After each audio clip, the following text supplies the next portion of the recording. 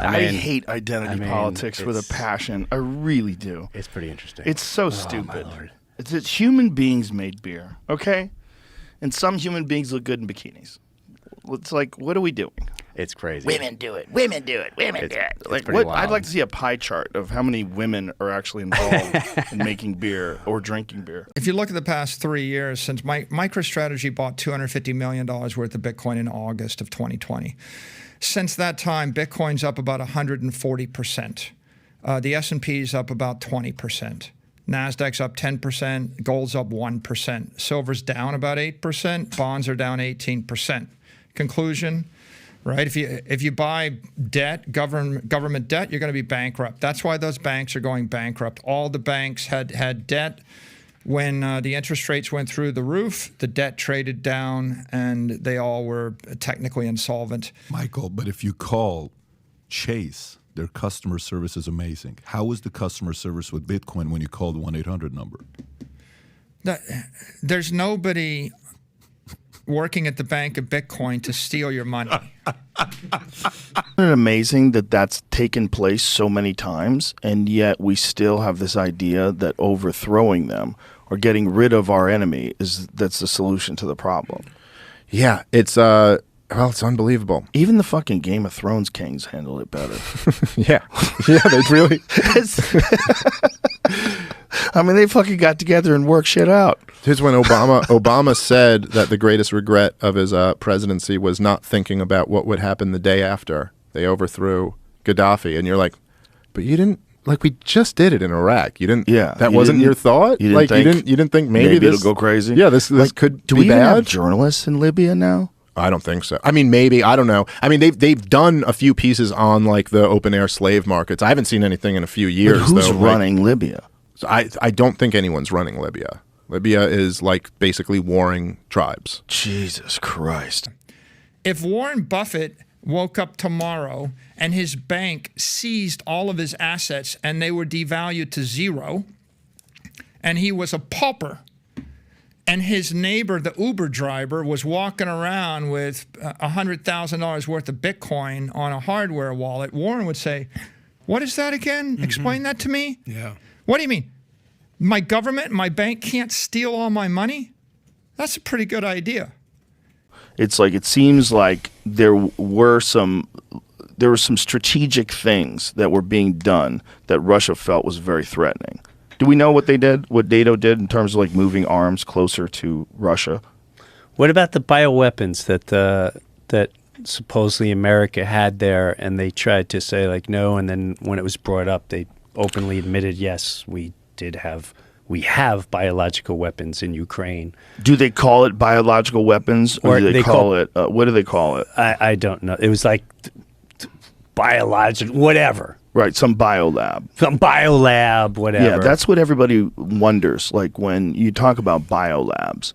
Like, how much of that is, like, how much of this is, like, military applications? Like, right. How much of this stuff is it 0%? I don't think it's 0%. I'm sure they must work on some things, because I know that other countries work on things. The strongest money in the world is Bitcoin, because Bitcoin is absolutely capped at 21 million. It is global money. You could take $1 billion of Bitcoin across a border. You can transfer it to a counterparty, and no government can interdict that, and nobody can inflate that. A guy who was on the Colbert Show in, like, it was the early 2000 teens, and he had a book, and he was describing in this book how Ukraine is essentially Robin and Russia is Batman, and about we want to lure Robin away from Batman, and we want to get Robin to join NATO, and we want to get Robin to, like, join our side. And this guy's explaining this on television in a book, this plan that they had. So in trying to, like, get further and further control close to Ukraine, Russia felt like that was an attack on them. That was provoking them.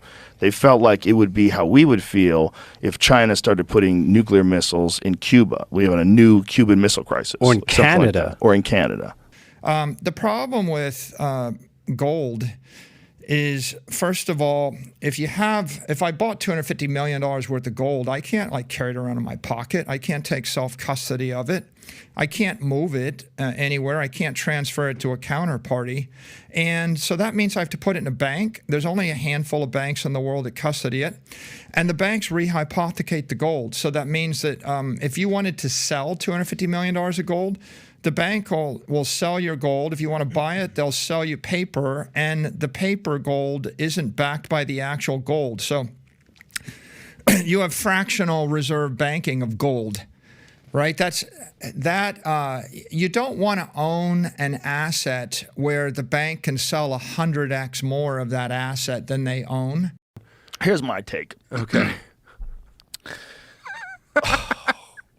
Like, what they're doing is just spreading the brand to an extra group of people. Yeah. Why, if something is good, do you give a fuck who's got it? Like, would we do this with cheesecake? Like, you know what I'm saying? Like, if there was like a bomb-ass cheesecake and all of a sudden, you know, some radical group like Antifa really got into the cheesecake, we'd be like, fuck this. Yeah. And if the Cheesecake Factory sent Antifa a cheesecake, you know, for 10 more years of chaos, you know, like a celebratory. Warren Buffett knows this. Charlie Munger knows this. Basically, the bottom line there is your money in the bank isn't money. Okay, so the answer is you shouldn't have any money in a bank, right? You're basically losing 7% of all your wealth every year in a good year. If it's the dollar, you're losing 15% of your wealth in a not good year. If it's the dollar, you're absolutely losing all your money over the course of a decade. The thing is, like, about this Dylan Mulvaney thing, it's like, it's just someone who wants a lot of attention, and you're giving that someone a lot of attention, and you're trying to reach another audience. Like, I saw it and I was like, what the fuck is this?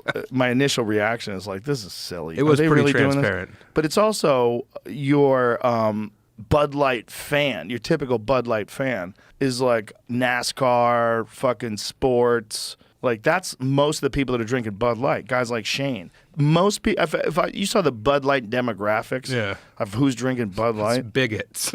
I saw this fucking guys like Shane. Shane. He's joking, Shane. Yeah, Shane's my boy. When you lose faith in the bank, the currency, and the government, and someone says, what can you trust? The answer is you can trust Bitcoin because you can custody your own asset, you can run your own node.